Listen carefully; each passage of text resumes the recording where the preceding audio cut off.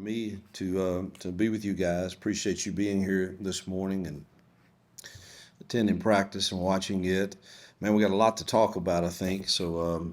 First, man, congratulations to Coach Pearl, his staff, and his players.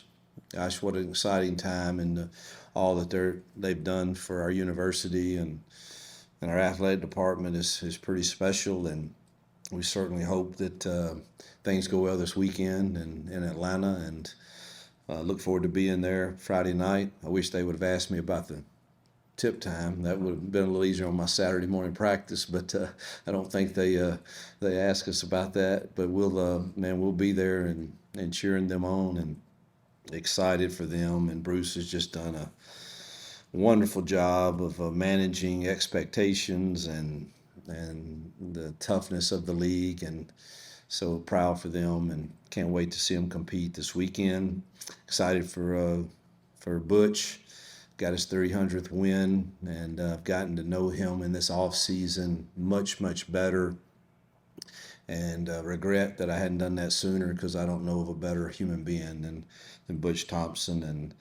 And congratulations on their start too. And then Larry Vickers, the new women's basketball coach. I know everyone's excited about him and what he brings to our program here. Look forward to getting to know him. Thought Pro Day yesterday was incredible. Thought it was one of the better ones that I've been a part of. Thought our staff did a great job of organizing that for the NFL teams, and our kids seemed relaxed and confident, and thought they competed extremely well, tested well. And really, I mean, it was one of the better throwing sessions I've seen at Pro Day. I thought Peyton was excellent, as were the receivers. Very few balls were even on the ground. I thought he threw it as well as I've seen him do. And so it's exciting to see our kids do that, to get opportunities at the next level. I don't think I've been able to speak publicly about Brother Chette other than at his memorial, and just want to take just a minute to say the impact he's had on so many lives throughout the years here at Auburn is pretty much legendary, and the impact will be felt forever. And just obviously he will be missed. He's very difficult to replace because of just the impact that he's had. But we've been very fortunate to replace him with a former player here that was trained under Brother Chette, really, and Mike Blanc. So we're excited to have him on board, and look forward to helping him continue and everything that Brother Chette was doing. So a lot of great things going on. Spring ball was. We did 3 preliminary days of non-pads last week. And truthfully, I was watching Bruce's game with a group of friends and boosters at Moore's Mill, and they were all asking, all right, how was the first week? And truthfully, it was, I want to be careful, but it was really probably 3 of the better first practices that I've experienced in spring ball. And I think that has to do with the work that we put in February. We dedicated a lot more time to making sure our kids were good on install and individual stuff, and really thought it paid dividends in our first 3 outings. And today I thought they competed hard. We've got a lot to learn and clean up, but it was first day of pads, and thought the energy was good and we competed well. Front row, Jay. Hey, you question about a question about Jackson Arnold. What do you see from him personality-wise and his approach and his attitude so far? Very optimistic. He's got a calm demeanor, a confidence. He understands ball, high football IQ, arm strength is good. It's a reason he was Gatorade Player of the Year coming out of high school, and I think needed a start to regain some confidence, and I think he's doing that in a fast pace. Decision making has been on point. we'll watch today's film. I don't know about it, but in the previous 3 days, again, you didn't have pads on and stuff, but there's been very few decisions that were the wrong ones, and I think he's throwing a very accurate ball. Really impressed with his pocket presence when the traffic is around him where his eyes are. They stay downfield. He uses his legs when he needs to. Really excited and impressed, truthfully, both with him and Deuce. Deuce's maturity is way farther along than what I even knew. And he is hungry to learn and always asking questions and always wanting to talk about how do I improve this and that, and is a extremely hard worker that you have to run off the field from trying. He throw too much. They're getting a lot of throws because there's only 2 of them right now, and you gotta monitor that. But I'm really pleased with both of those guys right now. Far back. Coach, with the wide receivers getting a lot of those guys back and adding Singleton, what are you looking from them now as football this week?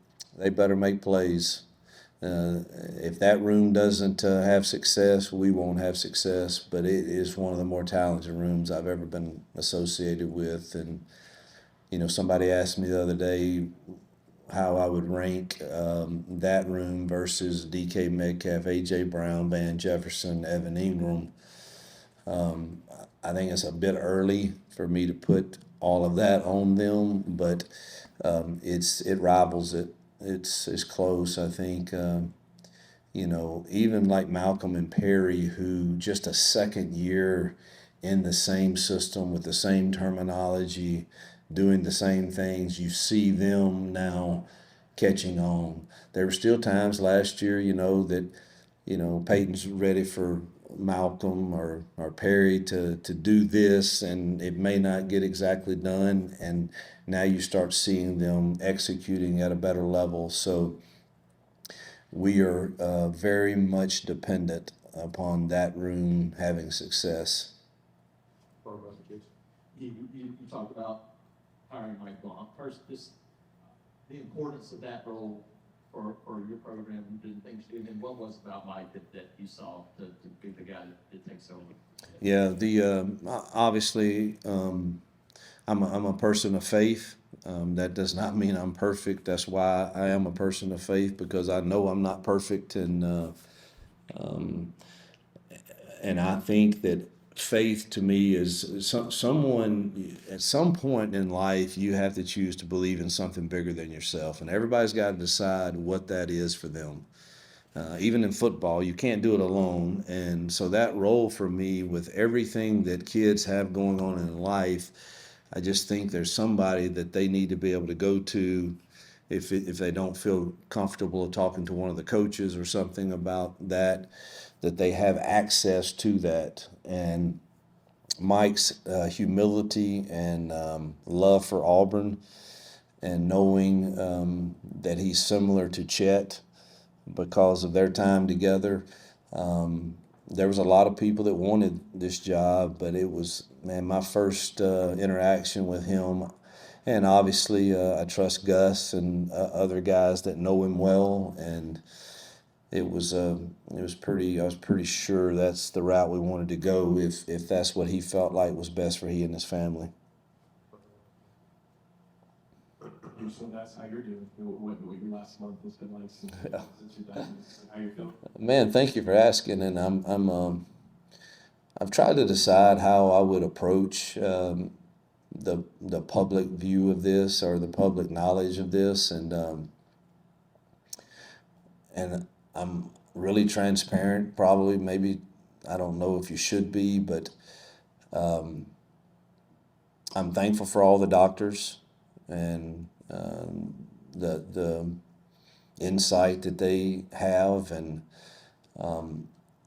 I struggle believing that I actually have cancer because I feel great, and I'm in probably better shape than I've been in 10 years, and so it's a battle for me mentally to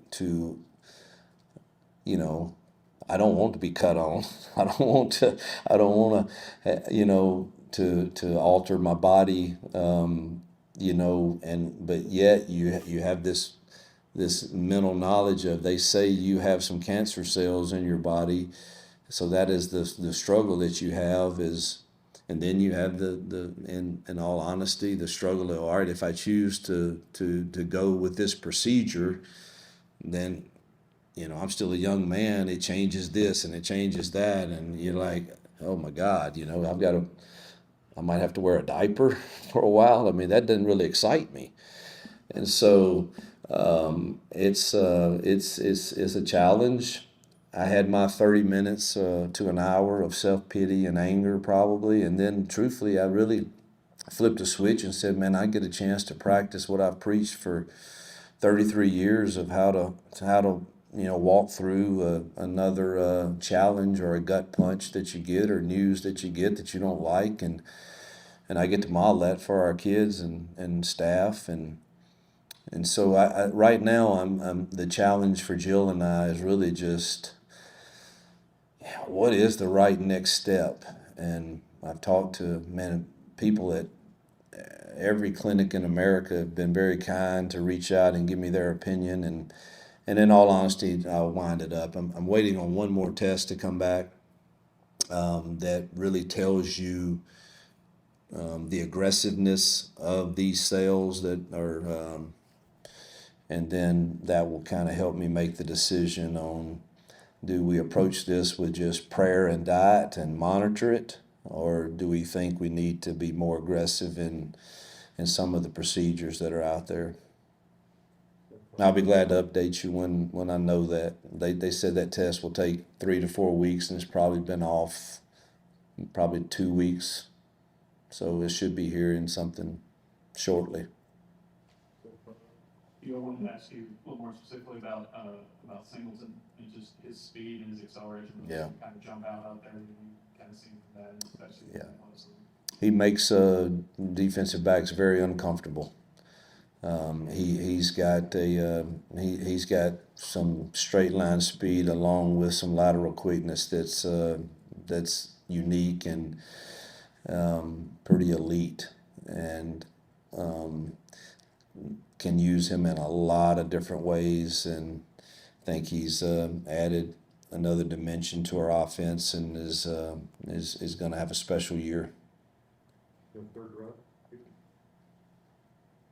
You just wondering, where are you guys at health-wise right now? Is there anybody that y'all are not expecting to have?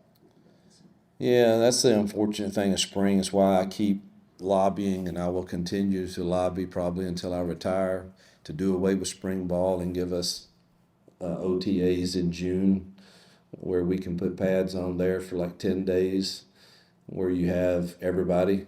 I mean, right now we're without Connor Lew, DeMarcus Riddick,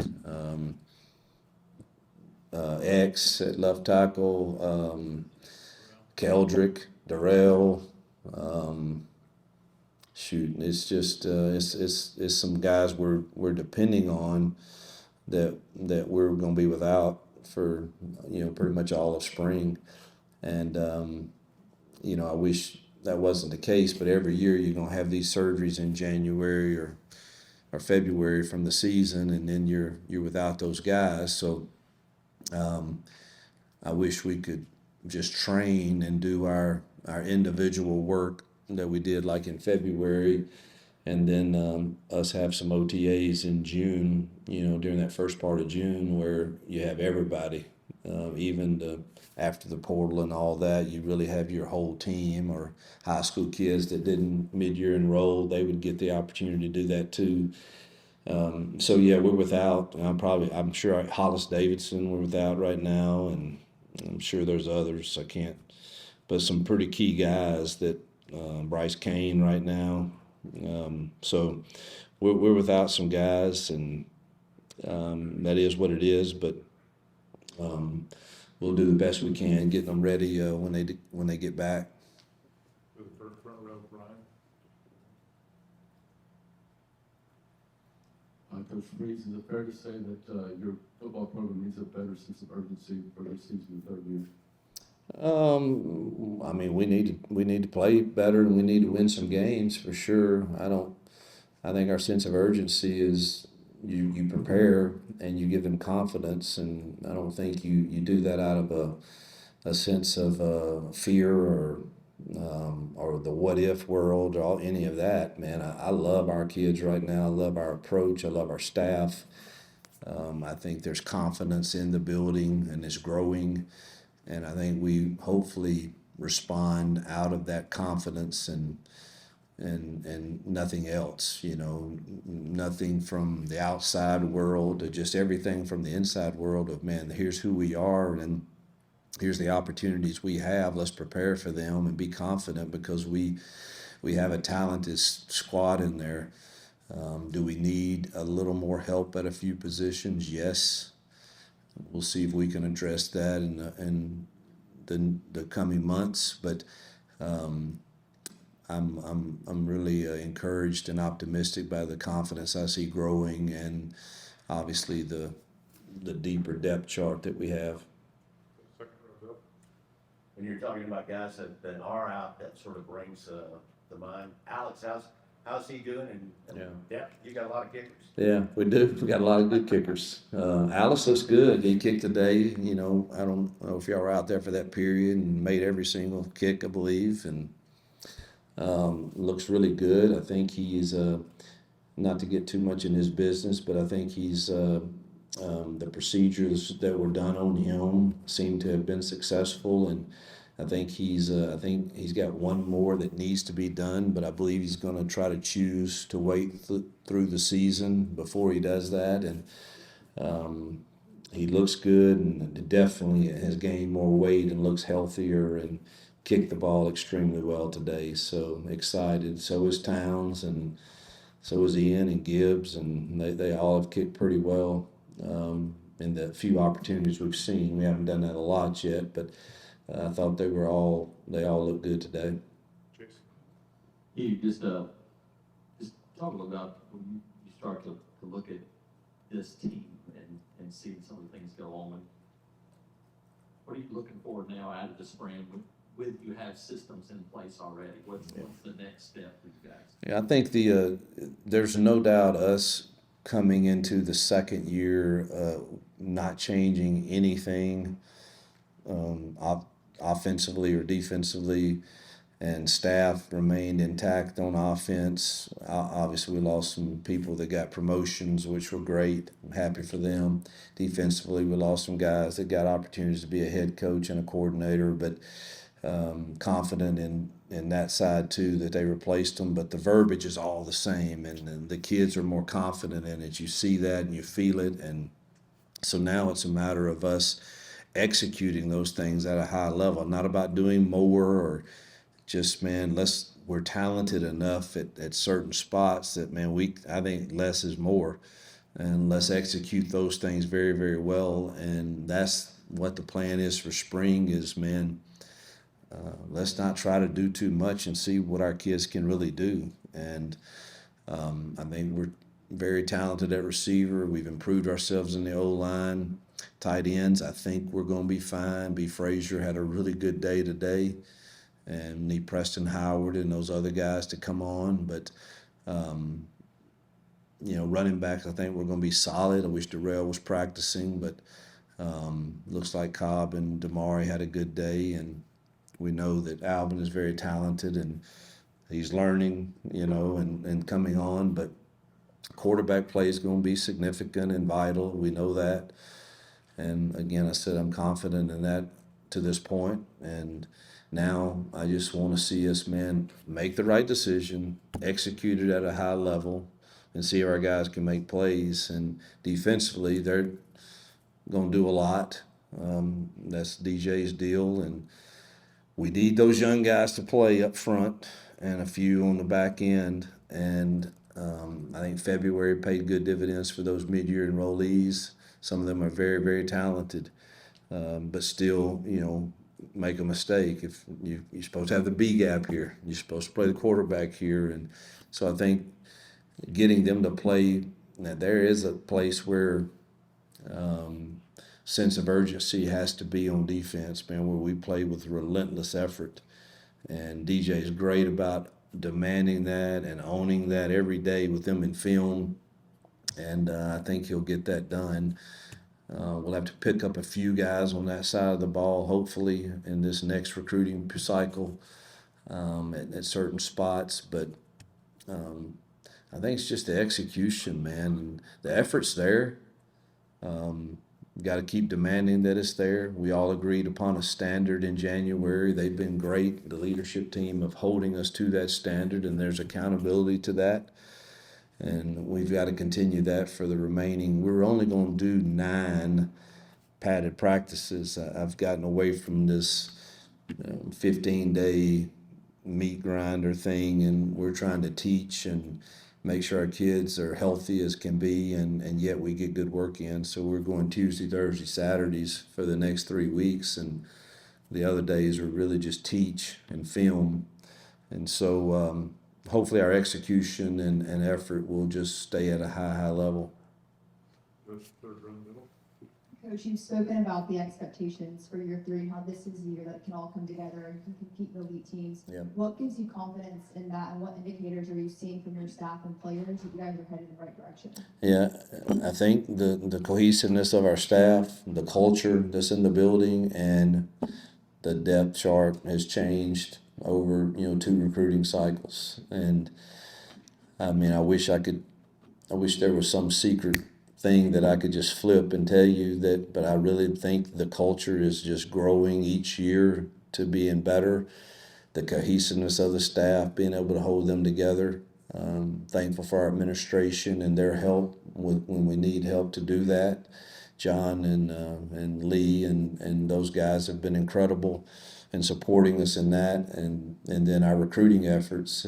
Everybody in this building and our Own to Victory team and everybody's pitched in to make a commitment to making sure that we continue to recruit at a level that matches rosters of the teams that are elite. And I said it would take 3 recruiting classes. We've had 2, and I feel much better about what you see on the field. Take a few more for sure, Jay. Yeah, you guys just announced some changes to 8A, basically making the practice. Talk to me about, are those days over when you have a big spring game? And more about the OTA thing. I think there's a lot of coaches going to get behind that. Do you think that'll actually happen? I don't know. I've tried for years. I've also tried to get a spring game to be with another team in your state and have a day where we give it all to foster care of the state, and everybody gives $10 to come to the game, and you play a game, and let's adopt a charity in your state. And that ain't getting any traction either. I think we're the only sport that doesn't have some competition with another school at any point during the year. The NFL does it 3 or 4 times. Everybody else in baseball, basketball gets to go scrimmage somebody else, but for some reason that's been off limits for us, and it hasn't gotten any traction. I do think with all the changes in the recruiting calendar that there might be some momentum for people to listen to what I'm saying about, hey, let's let our kids just train all spring and give us 10 days like the NFL at the first part of June, and let's do some OTAs then, and let's just train all spring. I think we'd be healthier. I do think that has a fighting chance because there's going to be some changes coming in the calendar. There has to be. So it might have a fighting chance.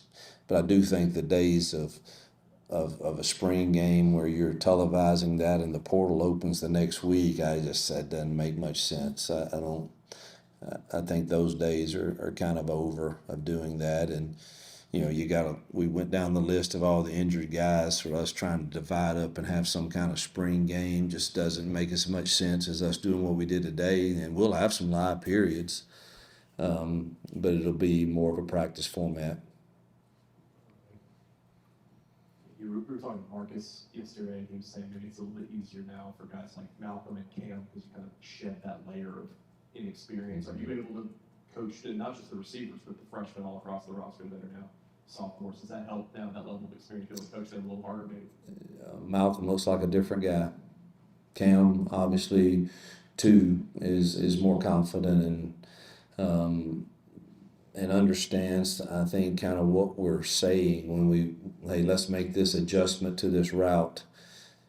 Just with, I would love not to carry very much, but I've always, when you had experienced guys, you can say, hey, all right, we're still going to run Cali here, but I want to run this one different route with it at one of the spots. And that was, I think they're feeling much more comfortable with doing that now.